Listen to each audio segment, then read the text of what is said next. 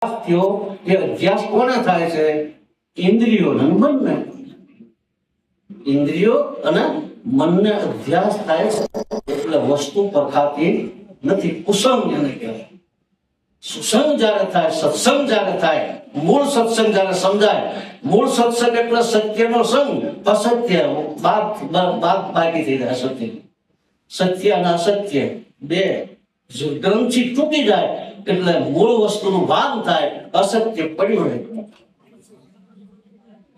સત્યનો સમજણ આવી પછી ખવાય નહીં, પીવાય નહીં, ઊંઘાય નહીં એવું નહીં, પછી બધું થાય. પણ એનો કર્તા ભાવ જે છે નષ્ટ થઈ જાય. એ યાદ નથી રહેતું. તમે આ શીખવું ખાવ છો, તમે ખાવ છો માણા એને મેથે આવે છે. આમ શીખ ખાય ને એ માણા લાવે છે કે મેથે આવે? હું ખાઉં છું. પ્રાકૃતિક બની ગયું જે છે ને, એ પ્રાકૃતિક જે બની ગયું છે ને એના કર્તા બની જાય.